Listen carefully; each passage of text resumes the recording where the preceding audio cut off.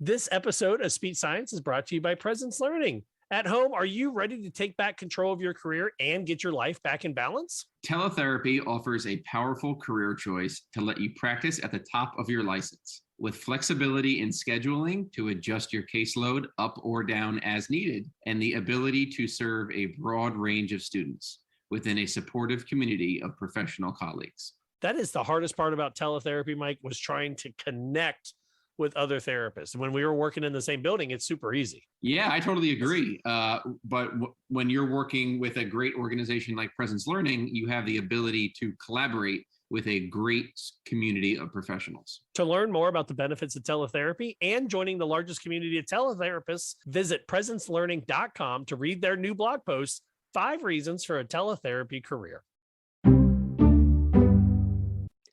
The views and opinions expressed during this show do not necessarily reflect the policy or position of any affiliated workplace or employer.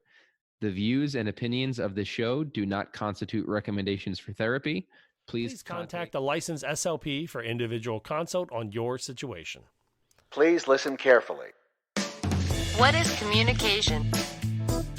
An essential behavior of life. We have both blessing and responsibility of trying to foster another. It's transmitting a thought from one person to another. It's the strongest way for two people to convey information to each other. The back and forth between two people. Communication is a lifeline. Just connection with other people. Connecting people in terms of ideas or thoughts or needs. Draws us out of ourselves, draws us into that relationship, builds up our families. Without it, we'd be lost. Whatever it is that we do to express intent and achieve an impact. Communication is the ability to express your needs, wants, frustrations, and desires to anyone that you feel needs to have that information. Welcome to Speech Science, episode number 153. I'm Matt Hott, a speech and language pathologist out of Ohio, working in the middle school and in home health care with dementia and stroke rehab, joined by the pediatric expert from the state of Texas, Miss Michelle Wintering. Hi, Matt. And the executive functioning expert in the city of brotherly love, Mike McLeod. Hi, Matt. You guys know that, that is Oh, one you of did my not favorite, sound excited. That is part of my Hi, Matt. favorite parts of the show is trying to figure out a way to introduce you to. That is one of my favorite parts of the show. You're very good at it. You are very good at it. I just love doing that. You're like, however, Mike, I have Mike a bone Francesa. to pick with you. I have a bone to pick with you. Uh-oh. As I was editing episode 152, I hear your words and you say, we all know the Bengals are going to get beat by a lot and they will not be going to the Super Bowl. My favorite part of this whole thing is that episode airs tomorrow, which is Thursday, February 3rd, when we're recording this February 2nd. This episode won't drop until like February 9th. So you have to live in infamy for another week about calling the Bengals losing.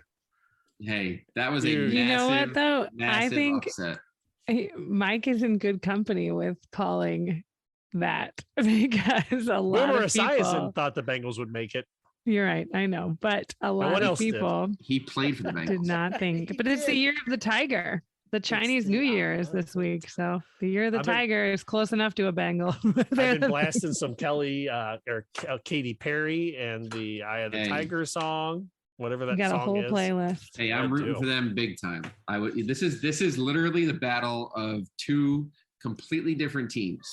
You have the Bengals, the Bengals who build from the ground up, and you have the Rams who just trade for other players and pay big money for other players and trade away draft picks. So this is blue collar versus white collar. But this is, when was the last time, Matt? You are, what do we call someone I'm from 36. Cincinnati? I'm a Cincinnatian. Okay. I was 3 in this January, whatever it was, 1989 was when the Bengals made the Super Bowl. I was 3 because I was born in 85, but I hadn't turned 4 yet. So this is a big deal. So this is the first time in 33 years for me. The Giants won twice when I was in college, and it was you know what that is like. Unbelievable. And the first time was when they beat the undefeated Patriots. That was just nothing will ever top that moment. See, can you guess what my week was like? I'm sure it was amazing. Elation. I'm sure you were probably celebrating all week. Hey, quarterback though, Joe Burrow, Joe Chill, Joe Shiesty, Joe Burrow. being from Ohio, right? Athens. He played football at the high school I coached at, where I coached volleyball while I was in grad school with you, Matt. You came to watch us play once, I think. Yep. And I looked up back when he won the Heisman. I had looked up when he was in high school there because I thought, oh, I went to some of the football games. I probably saw him play. And then I looked it up and I felt really old because he was in middle school. Are you sure? I think so. I think so, man. He's young. He's 25. 25. Wow. And I would swear that I thought he would have been a freshman. He's a straight winner, dude. I don't know. I just want to say that I could have saw him in high school. He won the national championship, right?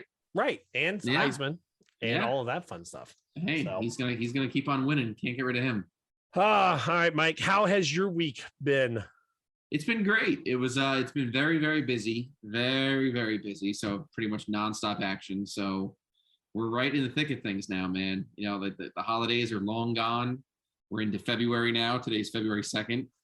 And happy Groundhog's Day, by the way. Yeah. And 6 more weeks of paperwork with the Groundhog song.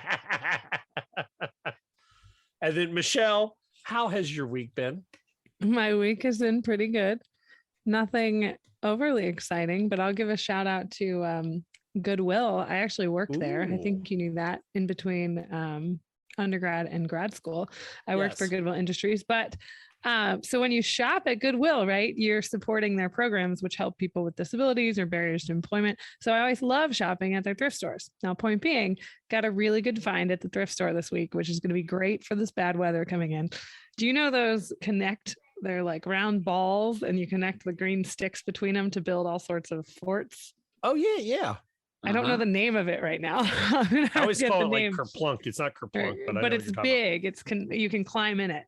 Right. And for inside play, you can drape lightweight things over it. Got it for $3. Hey. It costs $40 or $50 normally. So is it playtime for your children or for therapy? Well, right now for my kids and probably for therapy. Okay. Yeah. That's Mike. Have you hit that point yet where you're buying something for your child and you're like, man, I can't wait to use this in therapy? Oh yeah, of course. Yep. And my kids have benefited from all of my previously purchased before children items. That was some of the hardest conversations though. My son would see some of my therapy toys in the garage and he's like, why can't I have the cool school bus? And I was like, because I had to take it back to work, buddy. Like, go inside. Like, that's funny. On today's episode, we're going to look at a law proposal change that will allow parents to talk about why they sue a district. We've also going to check in with the Informed SLP. We've got a super important due process, and then also our SSPOD Shoutout. And of course, we want to hear from you. So make sure you head to our website, speechsciencepodcast.com, and you can email us speechsciencepodcast@gmail.com. We've also got the Discords, the merch, and the brand new website. Are you guys tooling around the new website yet? Kicking the tires, lighting the fires? It looks good, man. I like it. It's well done. Like it. Yeah, it is a labor of love. That is well said. Sure. All right. So on our SSPOD Shoutout, that is an opportunity for you to give credit to somebody doing something awesome. And that's where you do the hashtag SSPOD Shoutout, or you can also email us, speechsciencepodcast@gmail.com. This week's SSPOD Shoutout goes to Jenny, who was the SLP on Wheel of Fortune, and she won it. I believe she won $17,000. So I think that is enough to buy a laminator and a ream of paper for her therapy room. Not bad. Not bad. Living large. A ream of paper. Just living large. They're getting expensive, man. Hey, shout out to her though, because now I want to go watch that episode. Mm-hmm. I believe it was January 31st. Woo. Representing the SLPs. My question for Jenny, the SLP, is are you playing Wordle? because I would love to see how she's doing in Wordle. You know she's dominating. I could beat her in Wordle. I do appreciate that. I haven't even started playing Wordle, but I kind of want to after you made us play one on air. It's one of the first things I think about in the morning. It just got bought by the New York Times. I appreciate though that people aren't giving it away. Like people aren't just posting social media statuses with what Can we talk about that for a second? Like, we can't trust people to not spoil a movie. Anything, but they're not spoiling Wordle. Wordle, they're like, here's some vague green, yellow blocks.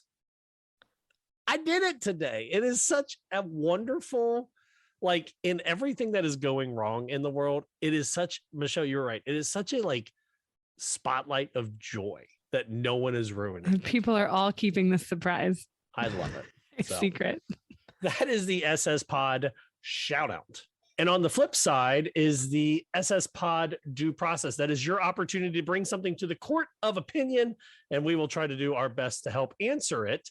And this week we got a pretty awesome letter, and I decided to invite her on the air. So Rhiannon, welcome. Are you a CF or are you a first year, or where are you on your I am a journey? second year grad student, so I'm taking the praxis in like 2 months and applying for jobs, I guess. So yeah. Awesome. And where are you a grad student at? The University of Arizona. Ooh, okay. Here you go. Shout out to the University of Arizona. And what are you thinking about going into? Well, I'm really interested in pediatric feeding disorders, which is a very specialized part of our field. And I certainly don't expect my whole career to be that or to right away jump into it, but I am really interested in it. Awesome. So Rhiannon, you wrote in and you were asking us a bunch of questions about how to make your resume stand out, how to write a good cover letter. So what questions do you have in general? And then we'll do our best to pepper you with more information to try to help you out here. Thanks. Well, I feel like my resume is pretty good. I have some variety of action words. You know, it's not all just treated, but implemented here and everything. Use syllable or what is it? Synonym.com. Yep, yes, exactly. Excellent. But my cover letter just feels like it's the exact same thing as my resume, just now in full sentences. Which I don't think that's what it's supposed to be, but that's what it is. So. And so are you looking at job applications right now? Are a lot of them asking for a cover letter with the resume? Because I noticed when I've been applying for jobs, and most people who listen know we're a military family, so I feel like I'm always applying for jobs. So I have a Word document file on my computer and my external hard drive that is my resume, but it's my resume with every place I've sent it to. Mm-hmm. So the biggest thing I would say is take that bulk of your resume, right? And you're going to specialize your cover letter to wherever you're going. So you're going to restate those things from you want to highlight things from your resume on your cover letter, but I would look at when I'm applying for a job, I'm going to hop on that company's website. I'm going to see if there's bios of important people for the company. I'm going to see what their focus is, see what their mission statement is, and even pull some of those key words, some of those key vocabulary words that they use, those action words that they use, and see if you can use those in a typical way. Don't force it. Cheat the system, right, Michelle? But use some of their keywords to show that you've taken the time to get to know their company. So I would focus more on the cover letter. It sounds like you have the basic structure of it, but you can tweak it for whatever job you're putting in for, because you're going to tweak your resume a little bit too.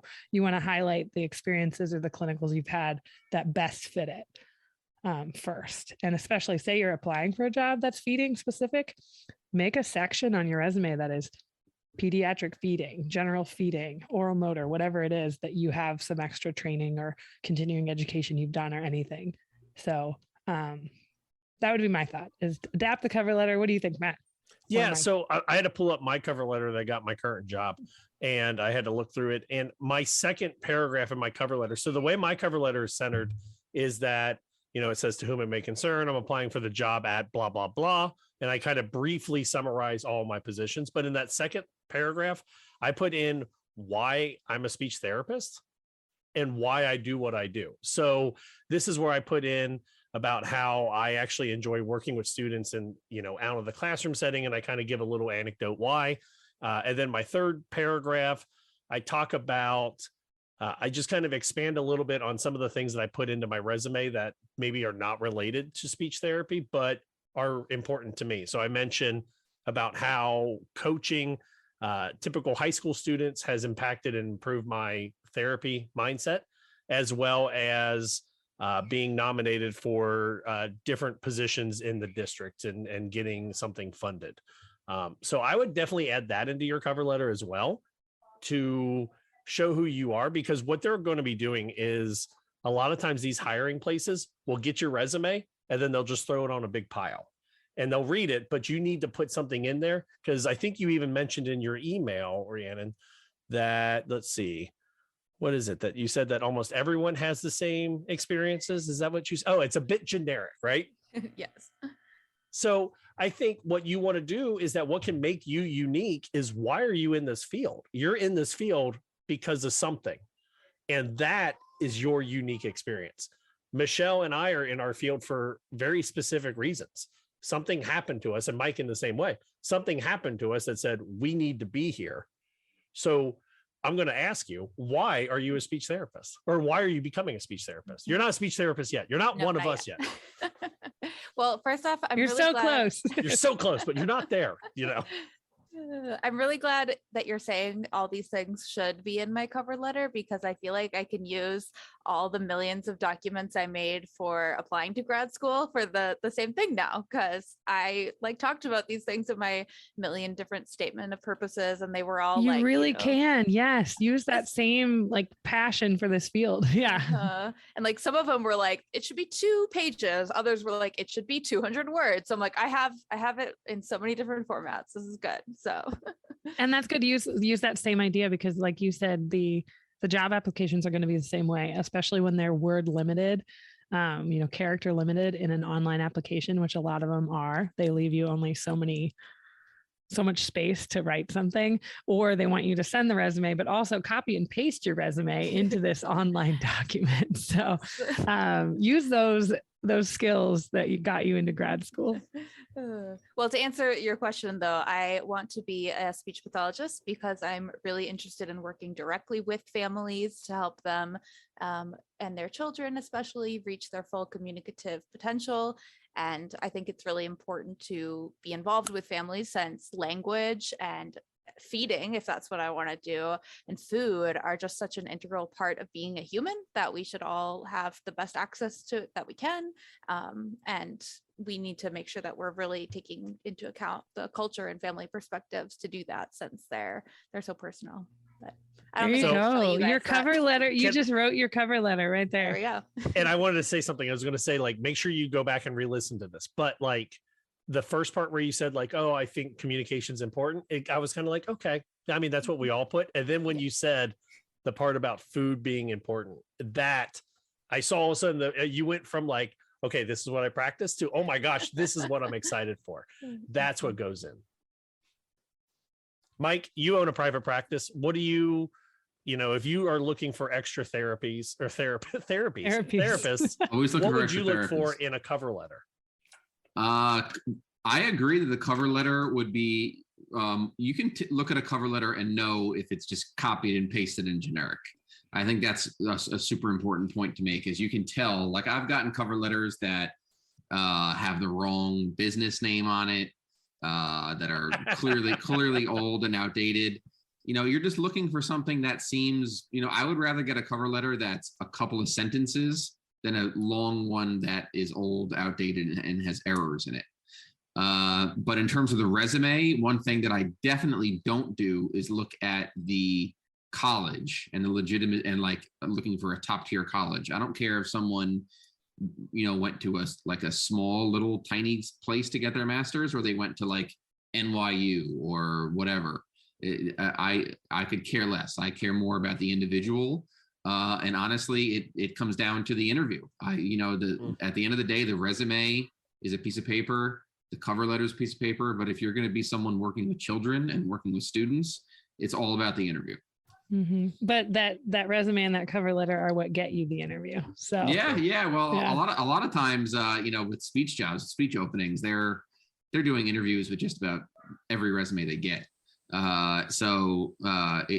It really that's how it goes for me. I don't know if that is regional, Mike. Like, well, that's it is been regional. My experience. It's regional. It's regional. Michelle's like, I've been applying, man. No, I mean, where you apply? I'm applying for like outpatient pediatric hospital positions right now, and they're all like 5 years experience recommended, and things like that. Yes. Yeah, like which I know. I don't get sad when I get a rejection letter. I'm just like, yeah. But that's good practice, and potentially you get an interview, because I know my first interview in a hospital after my clinicals, right? I kind of knew I wasn't going to get the job, but I knew I had an interview, and I felt like it gave me a better idea of what I needed to, prep for or be ready for in a future interview. Well, and in your email, you also asked about, like, should you put in where was it? I'm trying to pull that up. But you said, should you put in what you've done at the grad school setting? Oh yeah, like on those copy paste resumes where they like, you uploaded your resume and now type it all up in our document. Yes. I would. Yes, that is your experience. I mean, I know it sounds kind of like, oh, everyone does it, but you'd be surprised that, like, as you're still young in your career, so you're going to be like, oh, everyone's got this experience, because everyone you're going to grad school with has that same experience. But when you start to apply for jobs against people from other universities, they may not have some of the same experiences you have. I finally, Michelle, I don't know about you, but I finally just dropped my grad school experience off, and like it hit that 10-year mark, and I went, okay, I don't need this anymore. But for me, the only time it goes on there, it depends on the job I'm applying for. That's true. When we're jumping around. So if I'm trying to show that I've had 10 years worth of experience with something, then I'll put on there if it's a nursing home, my first nursing home position, which was an externship.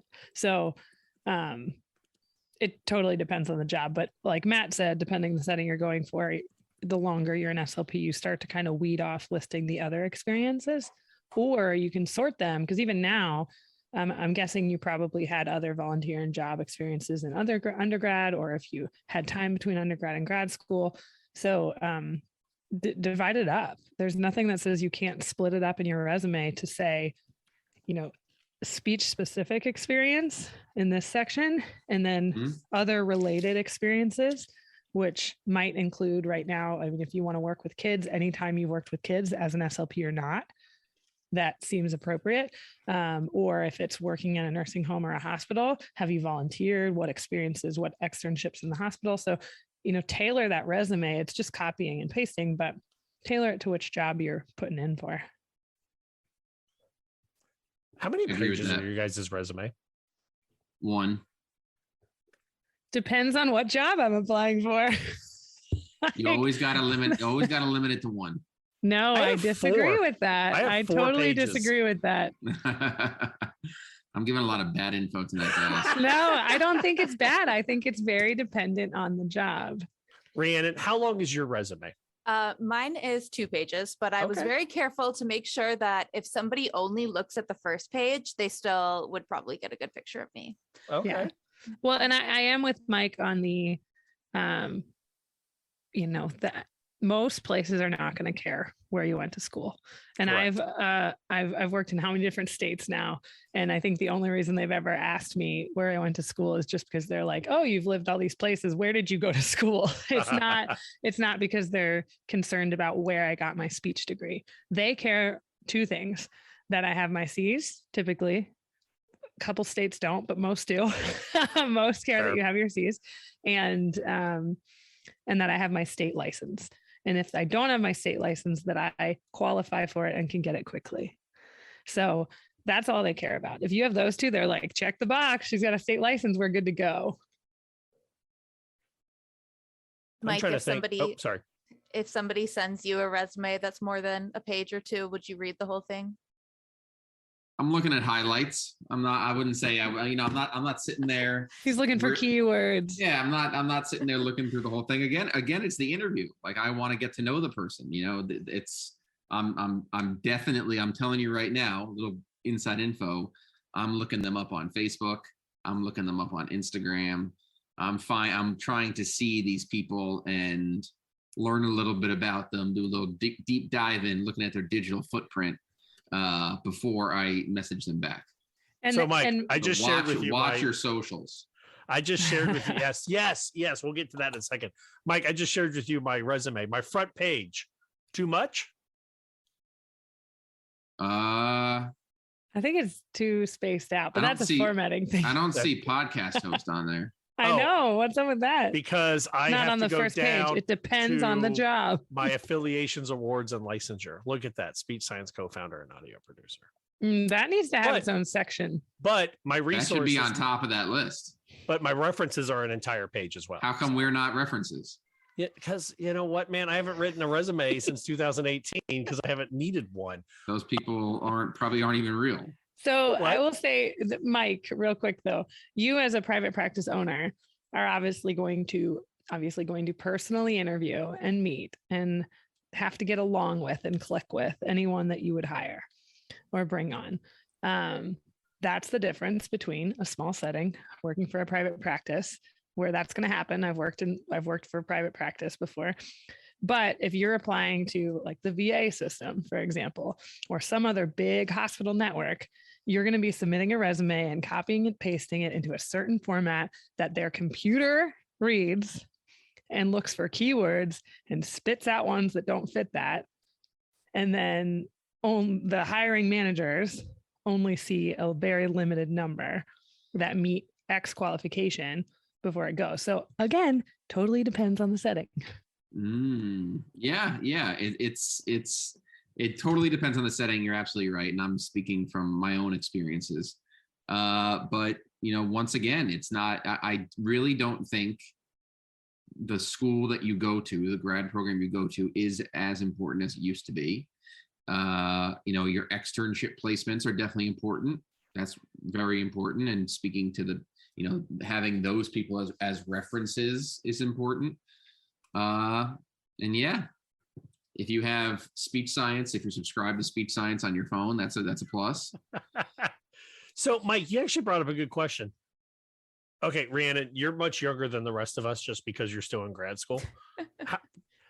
Not a guarantee, but I think you seem to be younger than us. Are you over the age of 30? No, I'm okay. Then you're there, younger than us. But I am younger. Yes. What are you? 24? 28. Oh, okay. I had some time. Close. Yeah. You're close. See, there you go. My question, the reason I asked that is, are they telling you what to do? Because Mike, I loved what you said about watch your socials. It's true. What are they telling you in grad school? Because even though we went to grad school 10 years ago, I feel like social media has changed so much in the last 5 years. What are your grad school folks telling you guys what to do or not to do with social media? I feel like everything they've been telling us is common sense, maybe, but I guess it's not because people still do it. But yeah, don't have party pictures. Definitely don't be breaking HIPAA on social media, because first off, you're breaking HIPAA, and second off, then no one will ever hire you because that's a terrible idea.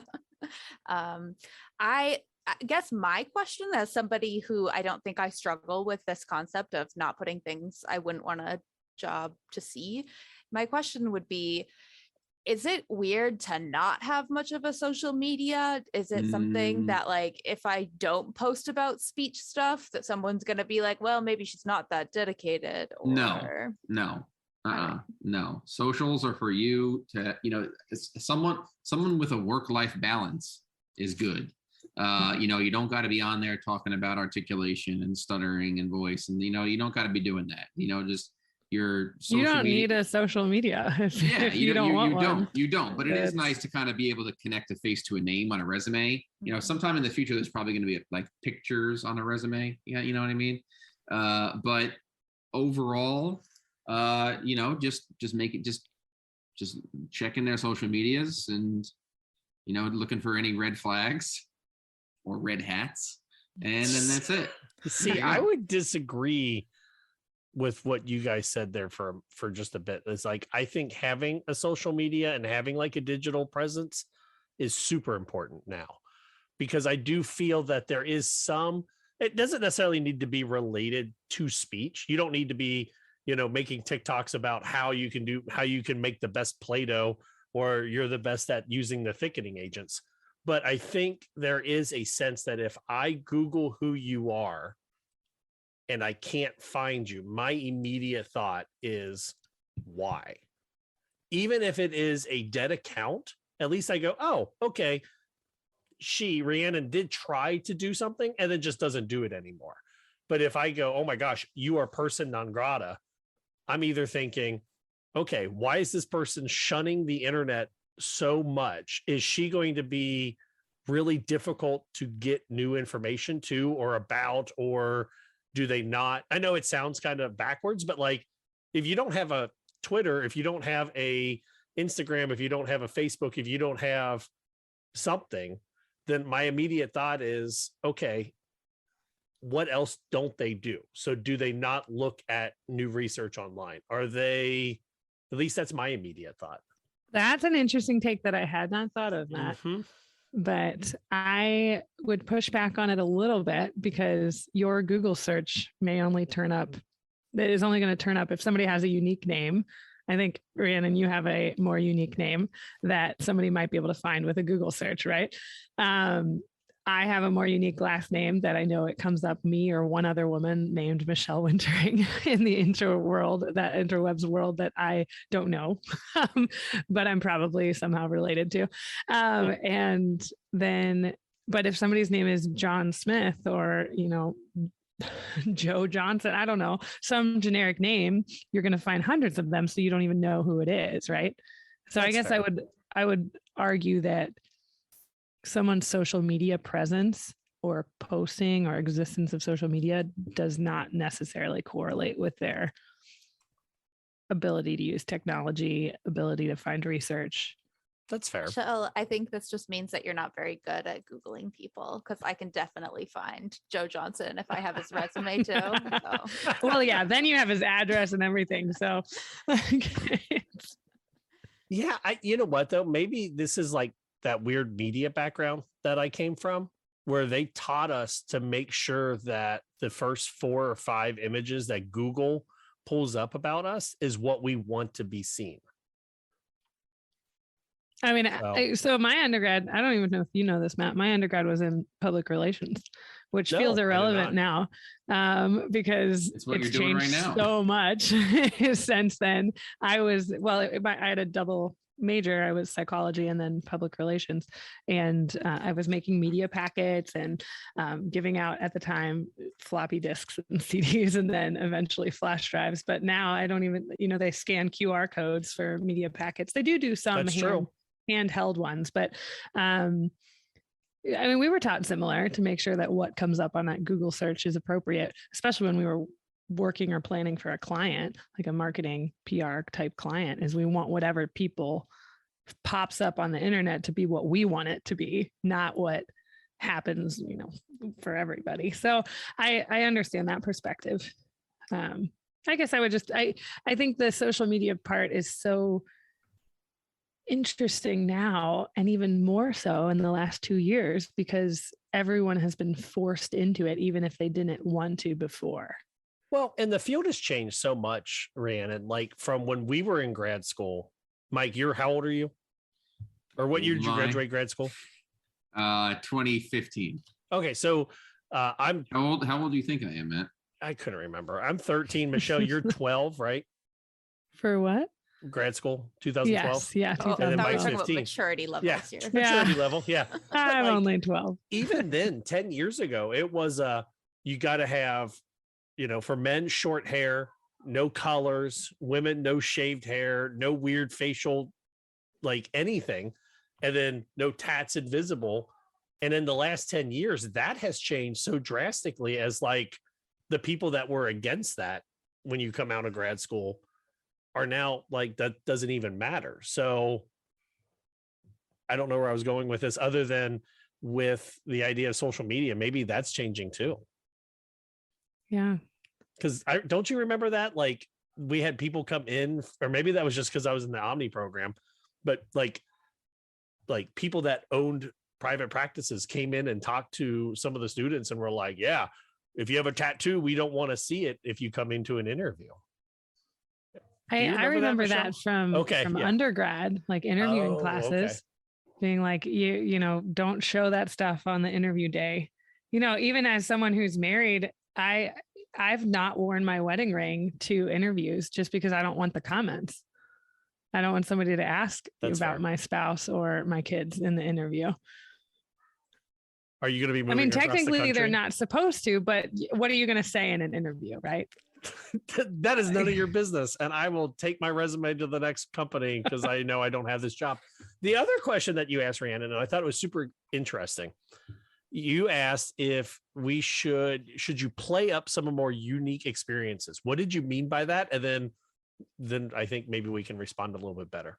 Yeah. So I like to look at the program we use to track how many hours I've gotten, and it breaks it down by like articulation and language and fluency. And as you can probably imagine, most of my hours are in language or articulation. But then there are some things that I've done like feeding, and also I've done a lot of evaluations that I'm really excited about. I feel really lucky that I've gotten more experience than other grad students, but if you still look at it like hour by hour, I've only gotten like 30 hours of feeding experience, which is 30 more than a lot of people, but it's still not like I did 28 more than I did when I graduated. So I do think you need to play up certain experiences or even diagnoses that you've worked with, especially if you know that that's something you want to be deep diving into more. There's no reason you can't highlight that. I think there's a lot of imposter syndrome in general in our field and in grad school and everything. So I'm like, but what if they think I'm great and I'm only mediocre? But well, I mean, no offense, and you may be the best grad student that has ever grad student. Those of us that have been in the field have been where you are. So when you say, I have done feeding therapy in grad school, we all understand what we may not know exactly what you did, and that's going to allow us to ask you questions. But then we know, though, where to start with you. We're not going to assume that you have solved 1,000 different cases of dysphagia and that you have saved so many families and fixed so many things, because we've all been there. So don't think about it as being an imposter. And by putting it on your resume, you're allowing those of us that have been in the field to ask you questions about it. And then that's how you're going to step away from the imposter. Like, I could totally put in that I did feeding therapy in grad school. And then when they ask me about some of the experiences of doing feeding therapy, it might be like, well, I remember in class where we all had to make thickener and then drink it. Yeah, that's not feeding therapy. But having done not feeding therapy, but doing dysphagia now for a couple of years, I can ask certain questions and then immediately I'm going to go, okay, yeah, no, this person knows what they're talking about. Or, oh boy, this person has no idea what they're talking about. So, but you need to put that on there, because if you don't, no one is going to even know to ask you about that. I remember I put that I worked with a certain type of, and I don't want to give too many details for it, but I worked with a certain type of brain damage in grad school. And that started so many questions of when I was working with adult patients that even though it didn't line up perfectly, it was a great opening of the door that I could say, oh, I didn't know what I was doing when I started. And, I wasn't trying to be an imposter. It was a legit, I worked with something that was in this realm, but it allowed so many more questions to follow up. Yeah. It's that imposter syndrome. You just got me thinking with that, because that's the other side. And that's where I think you're struggling with right now, Rhiannon. And we all have that. I think we all do. And I have struggled with that. Ever. Well, and you are the best podcaster I ever met. So, but we all do struggle with that. And for me, it's been one of those things that until I turn and explain what I do to someone outside of the field, or more likely, honestly, someone in a sister field, like one of the PTs I've worked with, or one of the OTs I've worked with, or a nursing staff I've worked with, that's when I start to realize, oh, wait, like I am an expert on this, because when I'm chatting with other SLPs, sometimes I feel like, oh my gosh, you've done this, you've been able to stay in your job for the same location and really deep dive and become this expert. And, I've had to bounce around and grab these different experiences. And then when I put them all together, I'm like, wow, okay, I know my stuff, but I still question it, and I'm 10 years doing this. So don't beat yourself up too much. You've got, a lot to look forward to in this career. Grad school is just a crazy, crazy, crazy experience that will drive you completely insane. And once you're in the field for a year or two, you're going to look back at grad school and it's going to seem like it wasn't even real. Like, did I really go through that? Did I really spend my whole life just spending money on classes and studying and cramming all this information? Being in grad school and being an actual speech therapist could not be more different. Especially does that kind of help, Rhiannon? I'm sorry, I didn't mean to talk over you. What did you say? No, don't worry. I said especially during a pandemic. Yes. This has been weird. So awesome. Well, if you have any questions that you want to bring to the Court of Appeals in the due process, hashtag it or email us, SSPOD Due Process. Rhiannon, thanks for jumping on with us. Yeah, thank you guys so much. It's fun to put faces to the names, and it was great talking with you guys. I always really like the due process if we can get somebody in to defend their side. It's awesome, guys. It takes or a have lot. you defend their side. I like it. It takes a lot to get rid of that anonymous. Well, no, I really enjoyed having her on. It makes me happy to have a listener. We get to get a face and a person with our listeners, and she gets to chat with us. Well, I mean, the last couple of ones we got were pretty good ones, but sometimes we get ones that are like vague and we want to get more information from it. And it's like, well, you're just kind of a username in space. So it was really nice for Rhiannon to jump in, and then we could have a nice little discussion. So our first article today, or actually our only article today, this is coming from News Nirvana, and it's coming out of the Chalk Beat, Indiana, by Lee Gaines.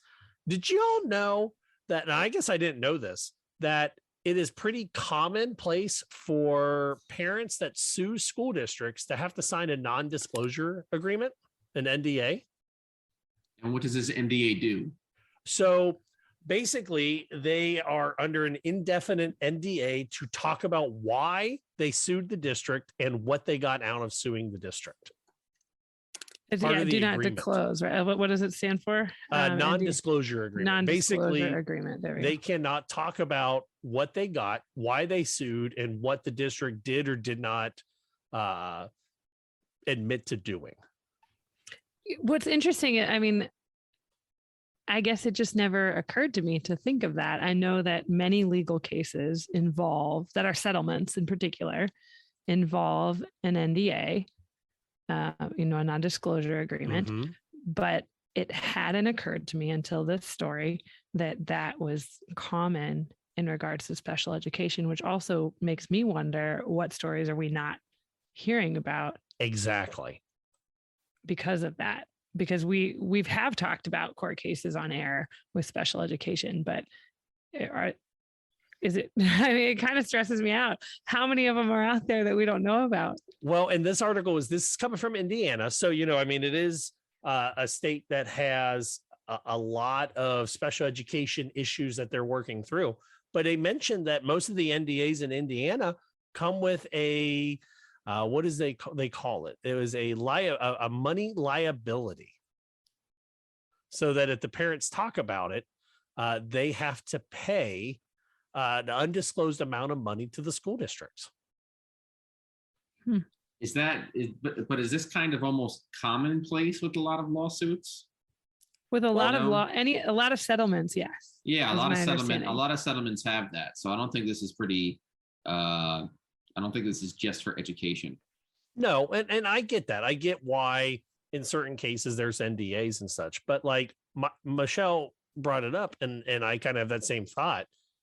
Like, if your child goes to a school district and you don't know that somebody else sued because they weren't following the IEP, or that they were locking children with IEPs in a closet, or abusing children in other ways, how are you supposed to know what this stuff freaks me out? Enough so that, I mean, they are proposing legislation about it. Yes. So there is freaking enough people out. Yeah. So there's a unique law that they're proposing would bar school districts from requesting parents sign NDAs, confidentiality agreements, and non-disparagement clauses as a condition of special education due process settlement or as part of the resolution of a special education dispute. Mm-hmm. I feel like this is important to know. Yeah, it's important to know. I agree. I don't know. And is this, so the House bill, is this for Indiana? Correct. Okay. Correct. So for the state of Indiana, House Bill 1107.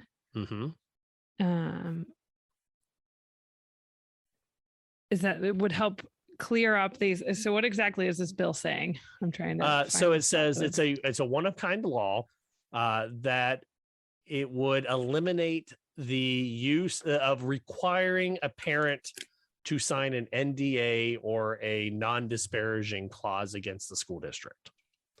So it would allow a parent to say, hey, my daughter or son was abused or mistreated, and this is what the school district did. And now they're allowing me to have X, Y, or Z.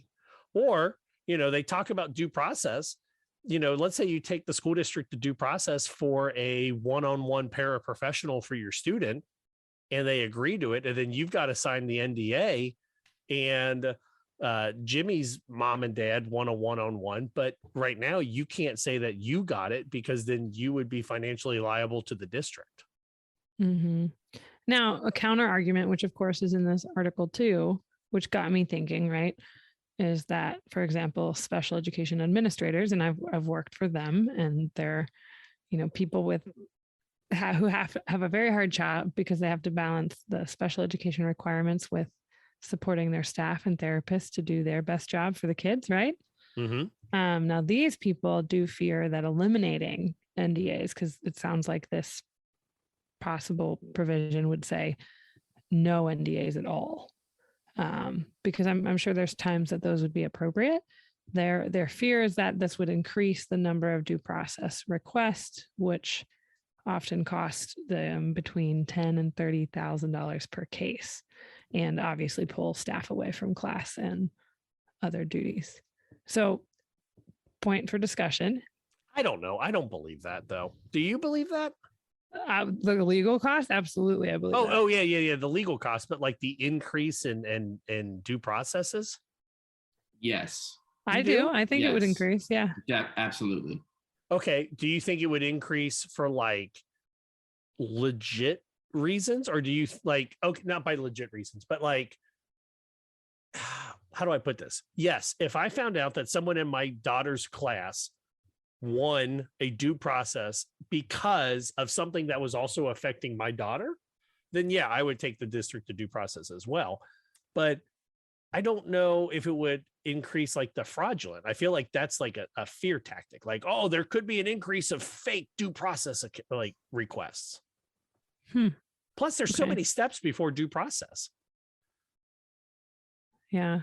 Usually, I don't know how it is in Indiana, but I know it's in been Ohio, a while since I've been in the school. So you're the in Ohio, like if a parent wants due process, yeah, well, it happens, but there are so many steps before that. There are so many different IEP and team meetings where both groups try to meet in the middle before going to due process. Yeah. So speaking of due process, right? When you look further into the article, they quote an interview with a professor emeritus at Lehigh University that he said NDAs can provide potential advantages for both parents and schools, but acknowledge that schools likely reap most of that benefit from those clauses.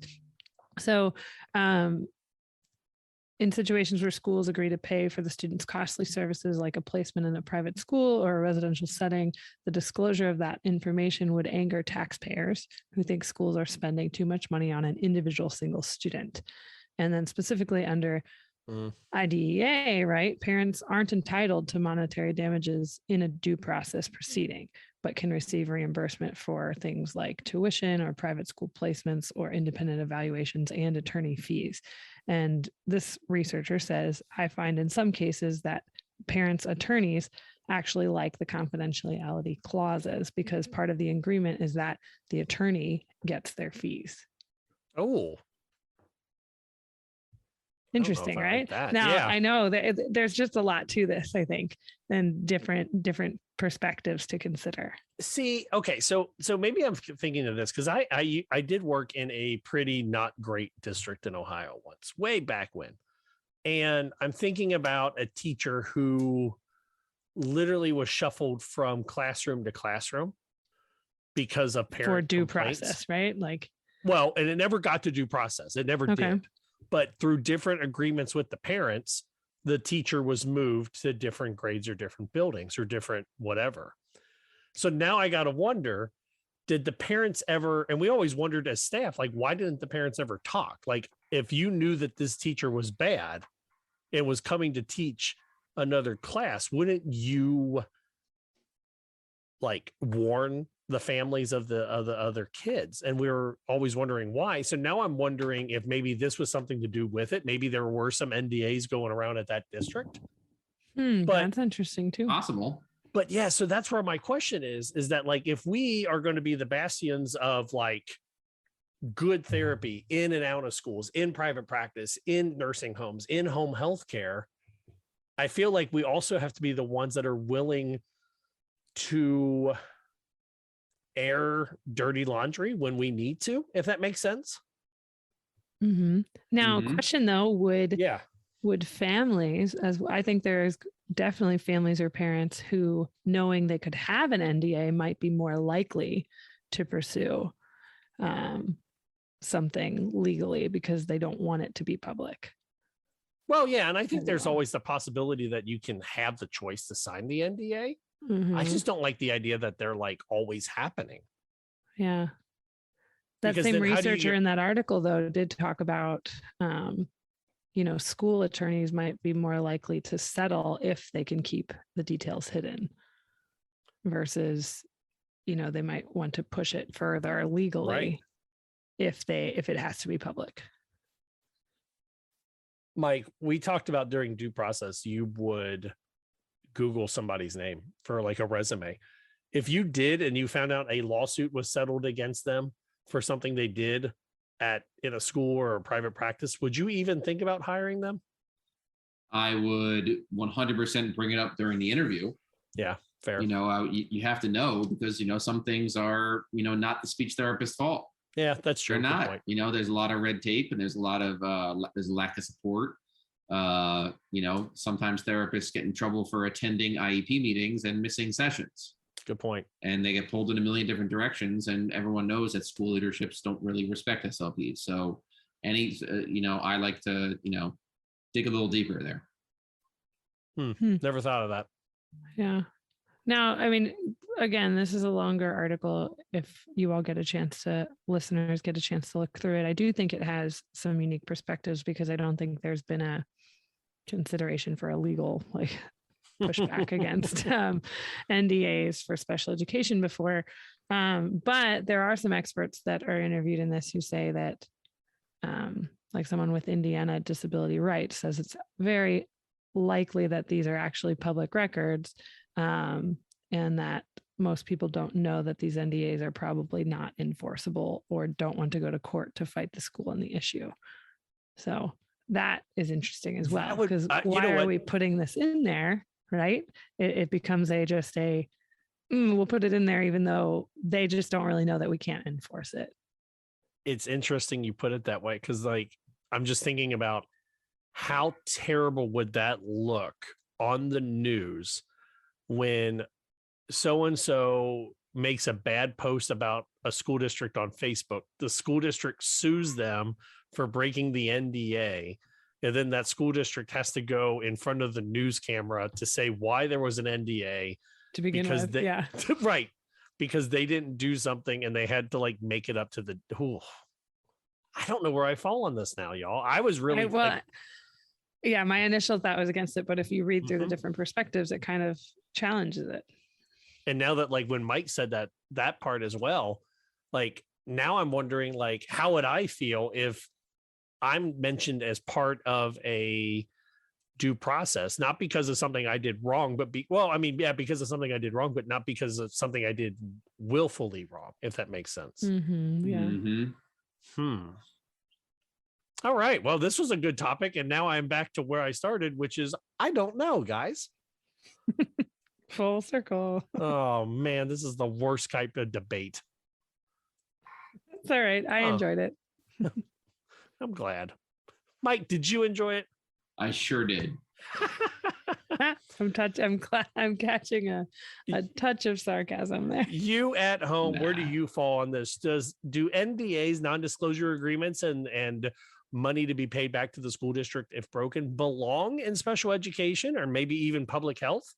Or do they not? Let us know. SpeechSciencePodcast.com and SpeechSciencePodcast@gmail.com.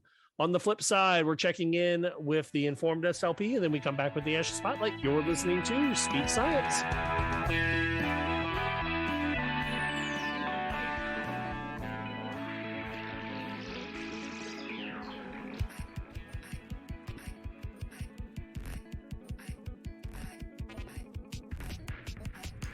And now for our regular research review, brought to you by the Informed SLP. The Informed SLP releases a monthly newsletter that brings you plain language reviews of only the newest, most clinically applicable research, keeping you up to date on advances in the field and saving you tons of time. So let's get to it. Polishing our crystal ball for preschool stuttering. This is a review of a study entitled Predicting Persistent Developmental Stuttering Using a Cumulative Risk Approach from the Journal of Speech, Language, and Hearing Research.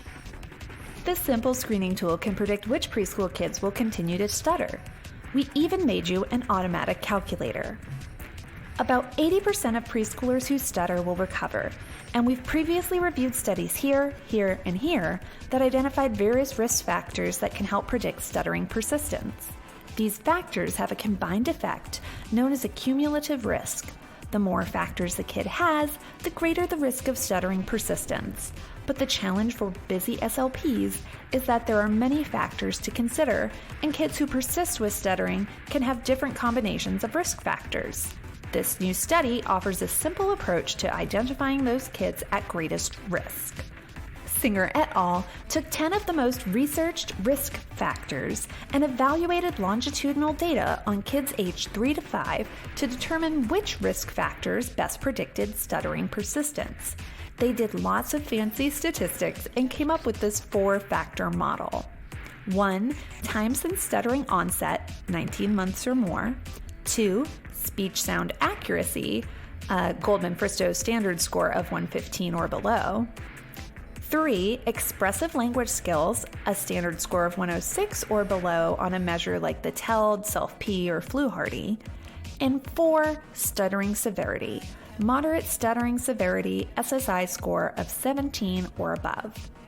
Now you might be thinking that the cutoff for speech sound accuracy is pretty high, a standard score of 115 or below, and it is, but this was the best single risk factor for predicting persistence. Great. So what do we do with this? The author suggests that this 4-factor model could be used as a screener to support clinical judgment in deciding on care pathways for preschool children. Kids who have any 2 risk factors are at risk for persistent stuttering. Each additional risk factor greatly increases the risk of persistent stuttering, a 5-fold increase in the study. Need it to be even easier? We created this handy spreadsheet to help you work out an individual child's risk level. A couple things to note. While this model is very sensitive, it identified 93% of kids who persistently stuttered, it was less specific, predicting just 65% of children who recovered. Thanks for listening to this review. So keep that in mind when you counsel families. The participants also came solely from families with high education levels and overall had a fairly high speech articulation and language scores. Or find us on Instagram, Facebook, Hang or on Twitter though, at how does this Informed compare to SLP? the model from this paper by Walsh et al. That we reviewed back in August? Should we use this one instead of that one? Both? The good news is that both models are useful and highly sensitive for identifying kids who will persist in stuttering. When you choose What you teletherapy choose to and join use the might Presence depend on Learning what Network of assessment speech data language you have. pathologists who serve Expressive students language remotely and in speech schools sound scores nationwide. for You this get to model, decide how much phonology, and when non-word you work, which is repetition, probably and one of family my favorite history things for about that one, teletherapy is being or able to how well schedule your client yourself. aligns I was with going their to say, Michelle, study as samples. a More parent of options 3 kids equals and you're a more parent clinical of 2 kids, flexibility. timing is the most important thing, isn't it? Timing, absolutely, and protecting yourself and your family during such crazy times that we're living in and uncertain times right now. And being able to work from home is really important. You can take back your commuting time and your drive time, and you join a network of peers for support and collaboration. To learn more and apply, visit presencelearning.com, then click on the apply button at the top of the page. Welcome back to Speech Science, episode number 153. I had to think about that for a second. Joined by Mike McLeod. Yo. And Michelle Wintering. Yo. Hey, so guess what I learned this weekend? That the Bengals are going to the Super Bowl. That the Bengals are going to the Super Bowl, yes. But do you guys know that WPSpublishing.com, they're the ones that do the castle, have free online scoring? Did you guys know that? No. I did not know. Yeah, they have free online scoring for a few of their tests, and I just found out this weekend. That would have been so nice when I would forget the scoring part of a manual. You put in your students' information, and after you do that, and this is not an ad, this is literally something I found out, and I thought you guys all should know about it at home. You put in your students' information, and then you just put in the test, and you put in how many they got right and wrong, and then it prints it out as a nice chart for you, and it writes everything up. That's awesome. I know. I'm kind of mad that I just found out about it. So I know I haven't given that test in a long time. I just bought the caps from them. It's the clinical something pragmatic scale assessment, clinical assessment of pragmatics. Are way too expensive. Well, I didn't buy it. My school district bought it. Still. Oh my gosh. Yeah, dude. They're all expensive. It's ridiculous. So on our ASHA spotlight, it's super easy to determine if ASHA is doing something right or doing something wrong. And this week, Mike, you brought to the group what did ASHA do that we can celebrate? So ASHA worked to shut down a ABA-based special interest group within. Do you know what it was? What the special? What do you know? Yeah, so it was a resolution to bring in the SIG to specifically target ABA. There you go. So to have a SIG for ABA, right? Mm-hmm. Yes, for ABA, not to like target it and bring it down, but to help pursue ABA within the field. And it was voted down 15-0. So a unanimous decision. Yep. So too bad. You know what? Are you guys members of any of the SIGs, by the way? I have been at various times. I was years, but I'm not currently. I am, just so I have access to the research articles. Which one are you in? Schools. Mm-hmm. I think it's SIG 15 or something like that. 14, 13, 12. I don't know. I've been in the one that's a lot of audiology too, with deaf and hard of hearing. That makes sense. And then in the early childhood, I believe. Oh, fair enough. Have you been any, Mike, or no? You've not been? I was previously, but not anymore. I don't think I utilized it as much as I should have, to be honest. That's how I felt too. I'm like, there's a lot of resources and I didn't take advantage of it. So exactly. I did it just so I could access the article. Like, is legit. Like, I always find one article a year that I want to read, and I'm like, that's worth like whatever it is, $15 or something. I don't know. All right. So as we wrap up, let's look at our weeks coming up. What is something cool, fun, and or exciting you're looking forward to in the next week that is not therapy related? Mike? go first. Well, this is going to be one weekend without football, so that will be nice.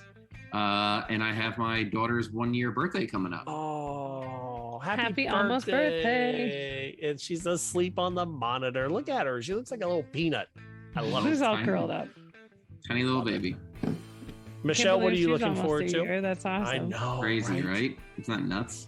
Well, my Midwestern four-season loving self is looking forward to the potential snow we might get this week, but I can't say I'm looking forward to like the freeze part of knowing that the region I live in right now is where the major freeze in Texas was for multiple weeks of people without power and all of that. So my hope is that everyone stays safe and warm, but I would love a little bit of snow. Nice. Do you have lights and a space heater readily available in case your power grid fails? We do have some backup measures, okay, and we've got good friends if we who have better, more long-standing, they've lived here longer backup measures than us. Yeah, but then also, I mean, it is, the day we're recording today is Groundhog Day, February 2nd. Punxsutawney Phil. Good old Punxsutawney Phil, I believe, saw his shadow, right? So that's 6 more weeks of winter. Except the dude in Ohio did not see his shadow. So yeah, because Ohio has their own little groundhog. We do. It's Buckeye Chuck. Where is he located in Columbus? Ohio? Buckeye Chuck. Well, I mean, I get that, but it's the Buckeye State. That doesn't mean Columbus. Well, he lives in Columbus because that is the capital, Michelle. Buckeye Chuck is Franklin County. What am I looking forward to this week? What am I looking forward to? I am not really looking forward to anything. I am actually looking forward to the opposite of doing anything, which is nothing. I have a whole bunch of messes in my office I have to clean up, and that's about it. I'm really going to enjoy this weekend of doing nothing. I hope you get a chance to do nothing. That's a good plan. We want to hear from you. What are you doing that is absolutely nothing or fun-filled? Hit us up, speechsciencepodcast.com. Check out the new website, and from there you get links to our Discord, our merch, and also the Presence Learning sign up for a year of therapy essentials. Also, you can email us speechsciencepodcast@gmail.com. Our opening music tonight was Please Listen Carefully by Jazar. It's licensed under an attribution and share alike license. Our bump music is County Fair Rock, copyrighted John Deku. Find his music at soundcloud.com/dirtdogmusic. The Informed SLP was At the Count by Broke for Free, and our closing music is The Slow Burn by Kevin MacLeod. They're both licensed under a Creative Commons attribution license. In the immortal words of Janice Wright, always be a willow. The oak looks mighty and strong until it cracks under the ice and pressure of a long winter. The willow will bend and return to form. For fellow willows, Michael MacLeod and Michelle Wintering, I'm Matt Hott. Until next week, so long, everybody. Yeah.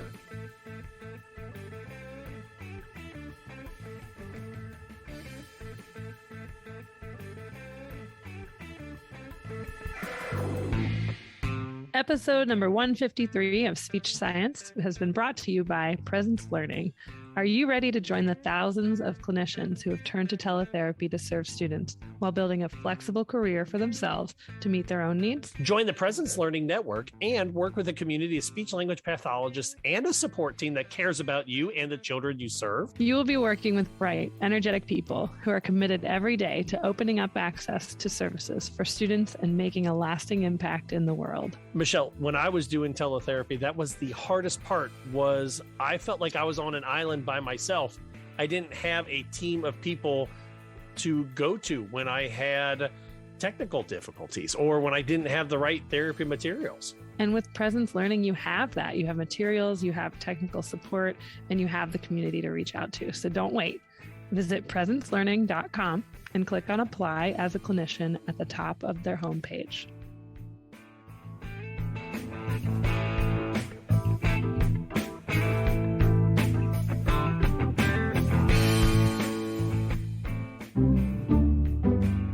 Speech Science is edited and produced by MWH Production. Please follow Speech Science on Twitter at SpeechSciencePC and like our page on Facebook. And rate and subscribe to our podcast anywhere you get your podcasts.